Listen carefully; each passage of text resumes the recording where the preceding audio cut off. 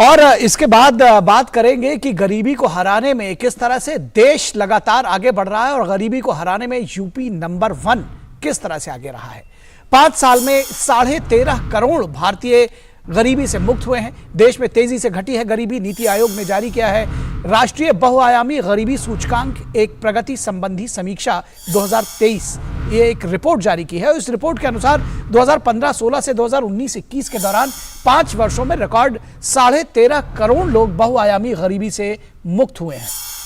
मोदी सरकार की कल्याणकारी योजनाओं के चलते गरीबी घटी है। 5 वर्षों में बहुआयामी गरीबी वाले व्यक्तियों की संख्या 24.85% से गिरकर 14.96% हो गई है। पोषण, स्कूली शिक्षा, स्वच्छता, वित्तीय समावेशन, साफ पेयजल, बिजली और रसोई गैस की उपलब्धता ने गरीबी कम करने में महत्वपूर्ण भूमिका निभाई है। अंतर्राष्ट्रीय स्तर पर भी कई सर्वे रिपोर्ट्स में पीएम मोदी की अगुवाई में भारत को प्रगति के पथ पर तेजी से अग्रसर होता हुआ बताया गया है।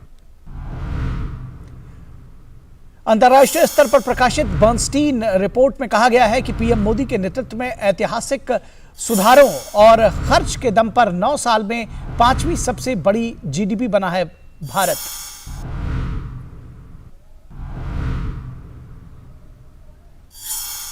तो बर्नस्टीन की रिपोर्ट अपने आप में बहुत कुछ कहती है, कहा गया है। और प्रधानमंत्री उज्ज्वला योजना ने लोगों की जिंदगी बदली। पोषण अभियान और एनीमिया मुक्त जैसे फ्लैगशिप योजनाओं के चलते स्वास्थ्य सेवा जरूरतों तक पहुंची है।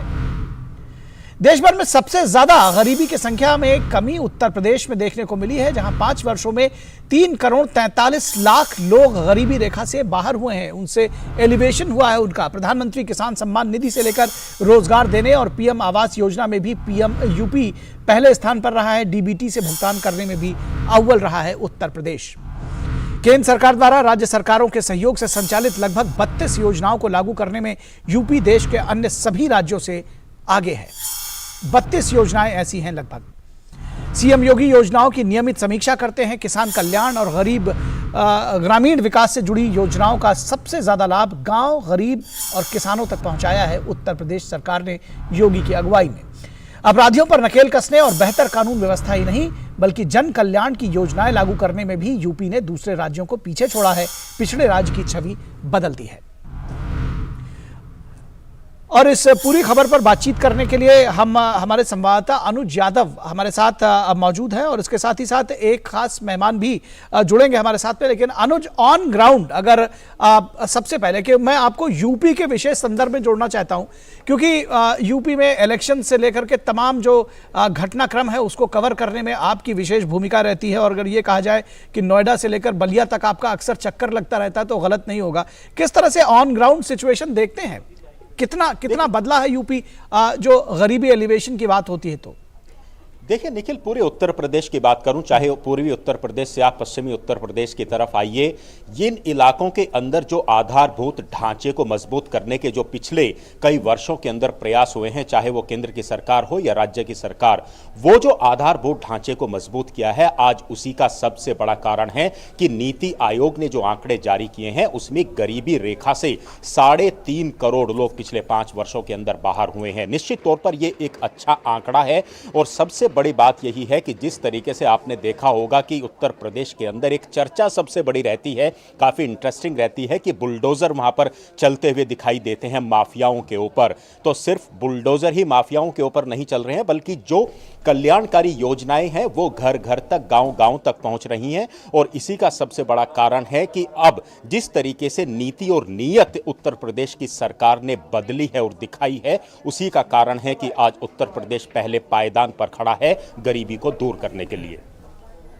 जी निश्चित तौर पर। और इस खबर पर बातचीत करने के लिए हमारे साथ प्रोफेसर अश्विनी महाजन जो कि इकोनॉमिक एनालिस्ट हैं वो भी हमारे साथ जुड़ेंगे। अनुज, लेकिन आपसे समझना चाहेंगे, आपने जिस तरह से कहा, एक जो इमेज रही है कि अपराधियों के खिलाफ सख्ती से निपटे हैं उत्तर प्रदेश सरकार और वहाँ के मुख्यमंत्री, लेकिन जिस तरह से जब गरीबी हटाने की बात कही जाती है, कौन सी आपको ऐसा लगता है कि वो योजनाएं जो रही हैं जो जिनकी वजह से ये संभव हो पाया है?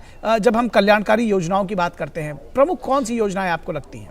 देखिए, सबसे बड़ी बात है कि जिस तरीके से गरीबों तक सरकार ने पहुंचने की जो पहल की थी, गरीबों तक उनके जो हक का पैसा है, उनके अधिकार का जो पैसा है, वो उनके पास तक जाए। और उसमें सबसे बड़ी भूमिका निभाई है डिजिटल इंडिया ने।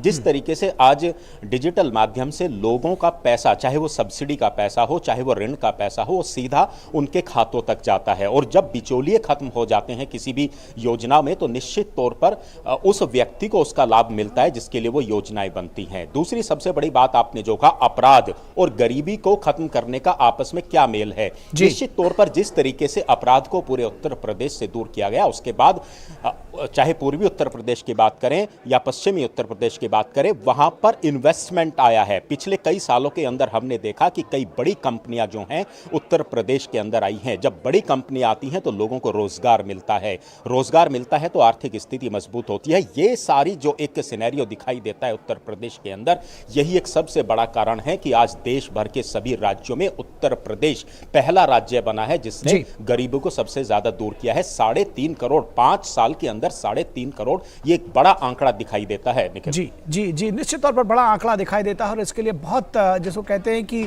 मेहनत, संजीदापन, और जब ये कहते हैं कि आम लोगों को के लिए जब समर्पण के भाव से कोई सरकार काम करती है तो वो उसके परिणाम साफ तौर पर दिखते हैं। और गरीबी हटाने का नारा आज का नहीं है, बहुत पुराना है। और अगर गरीबी हटाने का 70-75 वर्षों के बाद आज़ादी के, अगर ये सही हो रहा है, देर से ही सही, लेकिन कम से कम ये दुरुस्त हो रहा है, ये एक बेहतर बात है। बहुत शुक्रिया इस तमाम बातचीत और जानकारी के लिए अनुज यादव।